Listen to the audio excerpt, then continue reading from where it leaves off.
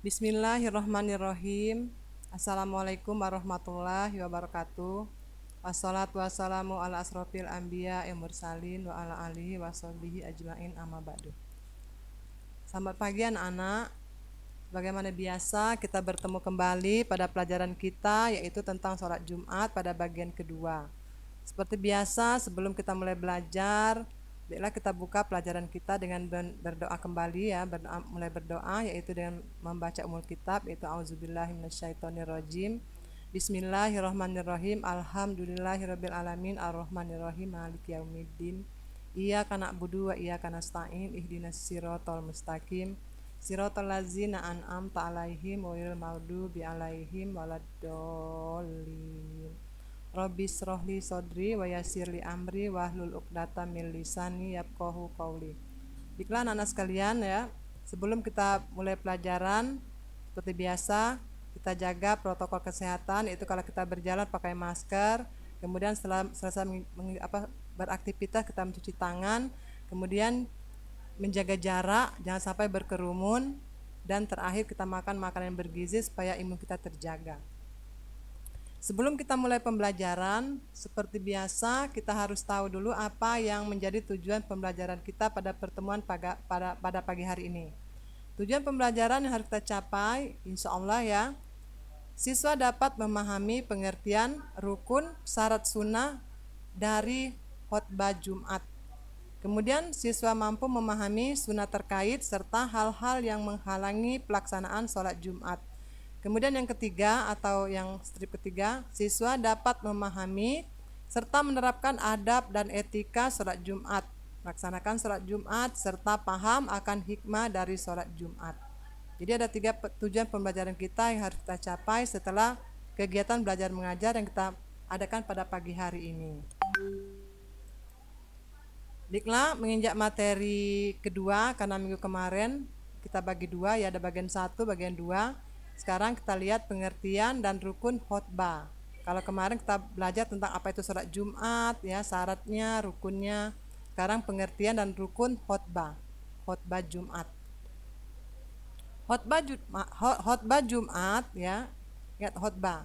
Khotbah Jumat merupakan nasihat dan tuntunan ibadah yang disampaikan oleh khatib kepada jamaah sholat Jumat. Perhatikan rukun dan syarat khotbah Jumat ini. Perhatikan rukunnya nak ya. Jadi setiap kita khotib melaksanakan khotbah itu ada rukun-rukunnya dan syarat-syaratnya. Sekarang kita perhatikan dulu. Yang pertama itu rukun khotbah. Rukunnya terbagi 6. Pertama ya, jadi kalau kita melakukan khotbah Jumat sebagai imam, kita mengucapkan puji-pujian dahulu kepada Allah Subhanahu wa taala.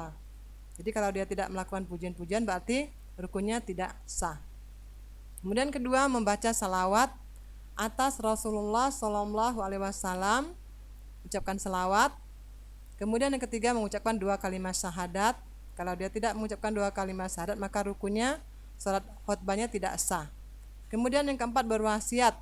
Ada isinya berwasiat atau memberikan nasihat kepada para jamaah. Kemudian yang kelima, membaca ayat Al-Quran pada salah satu 2 khutbah. Kemudian yang keenam, berdoa untuk semua umat Islam pada khutbah yang kedua. Jadi ini merupakan rukun daripada khutbah Jumat. Kalau salah satu rukun ini tidak ada, maka khutbahnya tidak sah. Berikut syarat khutbah. Kalau tadi rukunnya, sekarang syarat.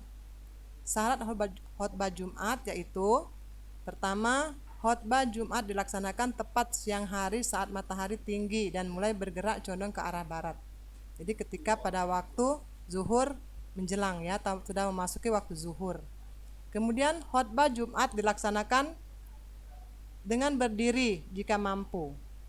Jadi berdiri, tapi kalau nggak mampu berdiri boleh duduk ya. Kemudian khatib hendaklah duduk di antara 2 khutbah. Di antara 2 khutbah tadi dia duduk, salah satunya dia duduk. Kemudian khutbah disampaikan dengan suara yang keras dan jelas. Orang khutbah itu ya menjelaskan khutbahnya itu dengan suara yang keras dan jelas. Kemudian khutbah dilaksanakan secara berturut-turut, jarak antara keduanya tidak boleh terputus. Jadi khutbah pertama, kedua itu berturut-turut. Kemudian khatib suci dari hadas dan najis. terakhir itu khatib menutup aurat ya. Kalau khatib nggak menutup aurat dia tidak sah juga. Jadi itu syarat daripada khutbah Jumat. Kemudian kalau tadi syarat rukun ya, sekarang sunnahnya. Jadi ada sunnahnya ketika khutbah Jumat nah ya.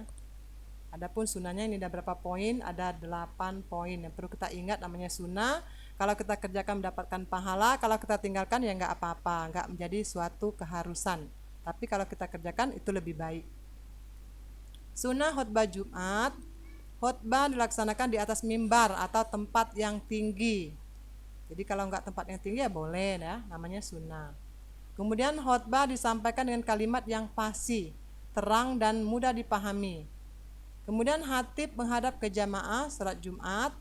Kemudian khatib membaca salawat atau lainnya di antara dua khutbah. Kemudian khatib menertibkan 3 rukun, yaitu dimulai dengan puji-pujian, salawat Nabi dan berwasiat. Kemudian jamaah salat Jumat hendaklah diam, tenang dan memperhatikan khutbah Jumat. Kemudian khatib hendaklah memberi salam. Kemudian khatib hendaklah duduk di kursi mimbar sesudah memberi salam dan mendengarkan azan. Itu sunnah nak ya. Kalaupun tidak dilakukan, tidak sempurna, tidak semua dikerjakan, boleh. Karena sunnah itu dikerjakan mendapatkan pahala, tidak dikerjakan tidak menjadikan suatu membatalkan khutbah Jumat. Kemudian sunnah yang berkaitan dengan sholat Jumat. Kalau tadi sunnah yang berkaitan dengan khutbahnya, sekarang yang berkaitan secara umum dengan sholat Jumat. Apa itu sunnahnya? Sebelum kita memulai sholat Jumat atau sebelum berangkat, kita mandi terlebih dahulu sebelum pergi ke masjid. Itu sunnah. Jadi kita disunahkan untuk mandi, jangan sudah main, sudah berjalan kemana-mana langsung pergi ke masjid. Disunahkan kita membersihkan badan kita suci dari hadas dan najis. Kemudian memakai pakaian yang bagus dan disunahkan berwarna putih. Ya, ini sunnah. Kalau nggak ada warna putih nggak apa-apa, namanya juga sunnah. Kemudian memakai wangi-wangian. Kemudian memotong kuku, menggunting kumis dan menyisir rambut. Terus menyegerakan pergi ke masjid untuk melaksanakan sholat Jumat. Jangan berlalai-lalai, jangan nanti terakhir nunggu khutbah aja baru datang. Jadi kita bersegera menuju masjid, itu merupakan sunnah yang berkaitan dengan sholat Jumat. Kemudian melaksanakan sholat tahiyatul masjid atau sholat untuk menghormati masjid. Kemudian membaca Al-Quran atau zikir sebelum khutbah Jumat. Terakhir, memperbanyak doa dan salawat atas Nabi besar kita Muhammad Sallallahu Alaihi Wasallam. Kemudian berikutnya yaitu halangan. Apa yang menjadi halangan sholat Jumat atau yang menjadi halangan orang-orang mengerjakan sholat Jumat? Pertama, sakit. Orang yang sakit diperbolehkan tidak melaksanakan sholat Jumat, tetapi harus melaksanakan sholat zuhur, yaitu sholat zuhurnya di rumah. Itu orang sakit, jadi orang sakit boleh tidak melaksanakan sholat Jumat. Kalau kita sehat, tidak kurang suatu apapun ya, bisa bergerak, bisa berjalan menuju masjid, alangkah baiknya kita melaksanakan sholat Jumat karena ini merupakan suatu kewajiban. Kemudian yang kedua, selain sakit, hujan lebat, angin kencang, dan bencana alam yang menyulitkan untuk melaksanakan sholat Jumat. Nah itu hujan lebat boleh kita, kalau hujan lebatnya sampai kita basah ya. Karena kalau kita tetap melaksanakan sholat Jumat hujan lebat, nanti kita ketika tiba di masjid kita dalam keadaan kedinginan karena basah dan akan menimbulkan mudarat sehingga kita akan sakit. Maka itu ya, hujan lebat merupakan halangan kita supaya kita boleh tidak melaksanakan sholat Jumat. Kemudian yang ketiga, musafir. Siapa itu musafir? Musafir yaitu seseorang yang sedang melaksanakan perjalanan jauh. Ya, boleh dia tidak melaksanakan sholat Jumat, itu musafir. Kalau berjalannya nggak sampai 40 km itu biasanya kan dia tidak boleh meninggalkan sholat Jumat. Tapi kalau perjalanannya lebih dari 40 km itu boleh ya. Boleh dia tidak melaksanakan sholat Jumat tetapi dia melaksanakan sholat zuhur. Kemudian yang keempat terakhir, perjalanan menuju tempat melaksanakan sholat Jumat tidak aman. Nah misalnya apa tidak aman? Misalnya terjadi peperangan atau terjadi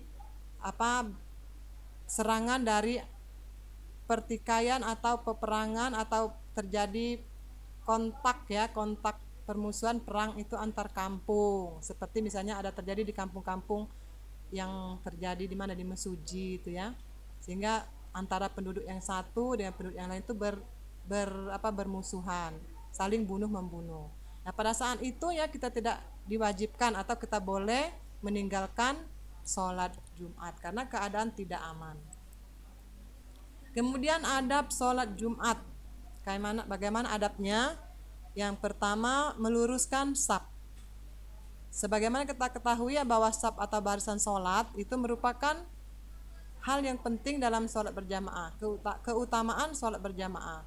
Keutamaan sholat berjamaah itu ya salah satunya kesempurnaan sholat atau kesempurnaan safnya atau lurus dan rapat. Itu ya. Jadi meluruskan saf itu adabnya. Jadi kalau yang kosong-kosong itu kalau kalian sholat berjamaah luruskan, isi. Karena sebagian antara saf pertama, saf kedua dan seterusnya ada selahnya itu ya. Itu ada setan yang akan menggoda kita ketika kita sholat. Maka harus dirapatkan. Kemudian ketika khatib sedang berkhutbah, tidak boleh berbicara satu kata pun. Itu adabnya ya.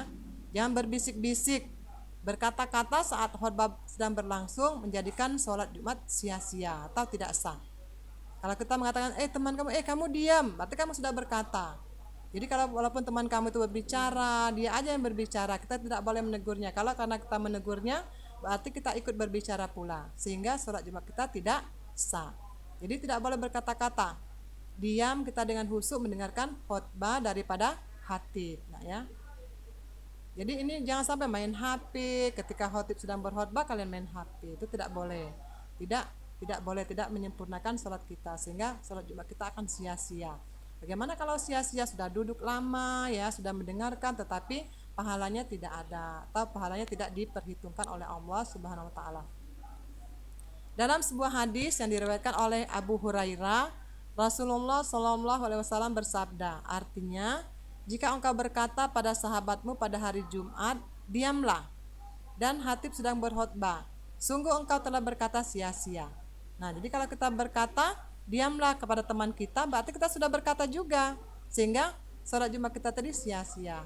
Hadis riwayat Bukhari Muslim. Ini perintah ya, kalau hadis, kalau ayat itu dalil yang memerintahkan kita supaya apa? Supaya kita tidak berkata apa-apa ketika sholat Jumat. Apalagi kita berkata diamlah, kata diamlah aja tidak boleh. Berarti kita sudah berbicara, sudah mengeluarkan kata-kata walaupun cuma kata diam. Oleh karena itu ya, pada saat khatib sedang berkhutbah, hendaklah kita menahan mulut kita dalam bicara, tidak mengeluarkan kata-kata walau sepatah kata pun.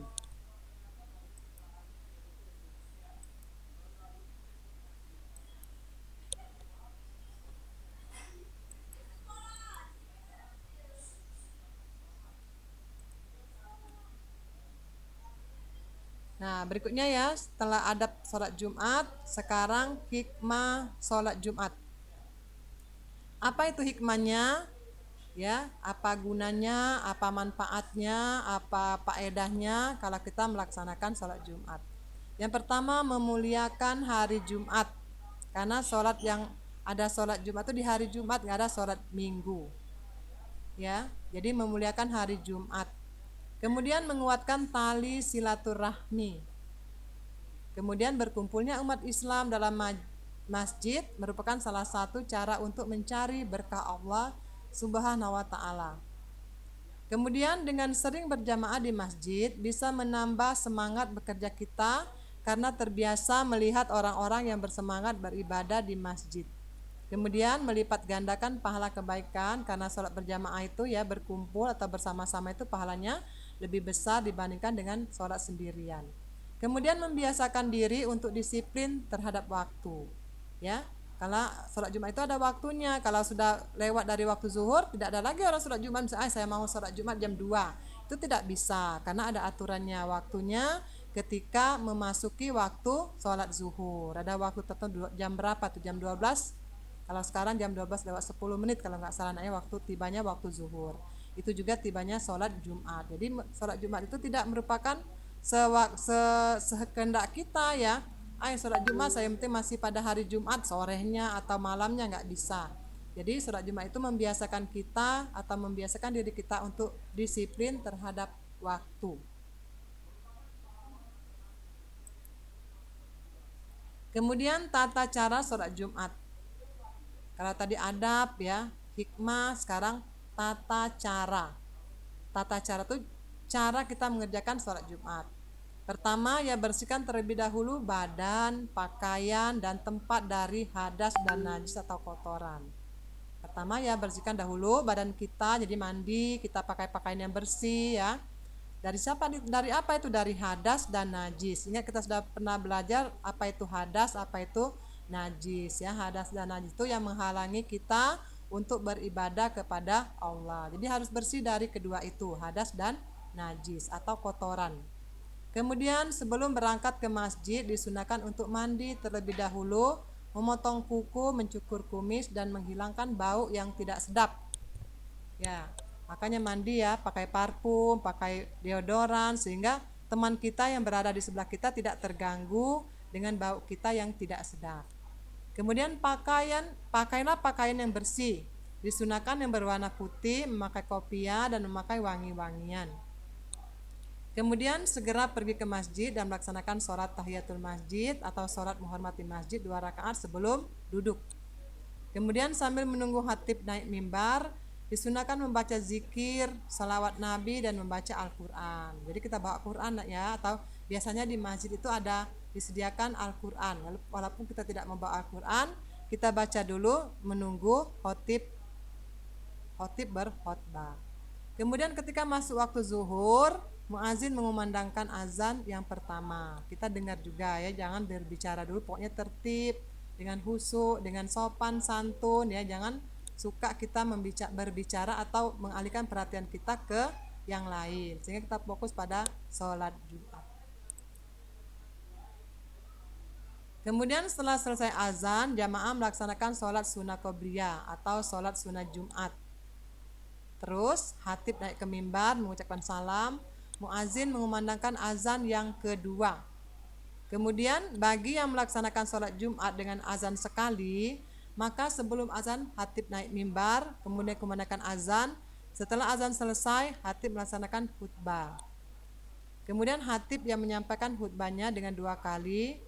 Khutbah diselingi dengan duduk di antara 2 khutbah. Duduk dulu ya di antara 2 khutbah itu, jadi duduk dulu sebentar setelah khutbah pertama. Jadi antara 2 khutbah itu disunahkan khatib tadi duduk, jangan langsung berdiri. Kemudian pada saat khutbah dibacakan, jamaah memperhatikan dengan khusyuk, tidak bercakap-cakap meskipun suara khutbah tidak terdengar.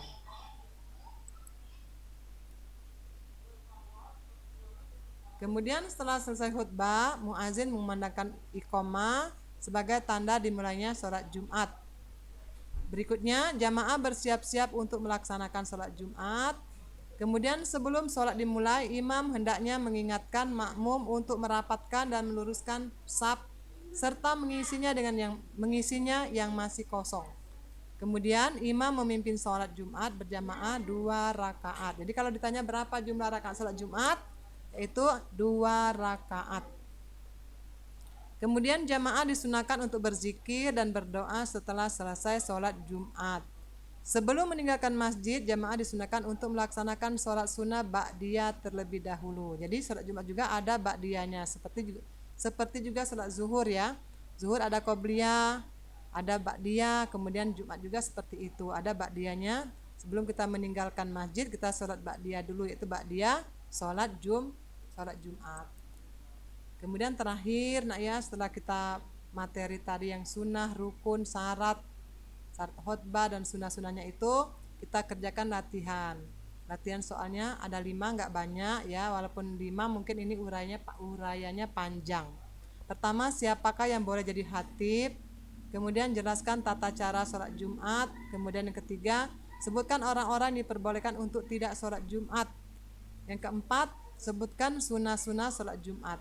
Terakhir yang kelima, jelaskan hikmah daripada sholat Jumat. Ibu kira itu ya. Akhir kata Ibu tutup. Wabillahi taufik wal hidayah. Wassalamualaikum warahmatullahi wabarakatuh. Selamat mengerjakan.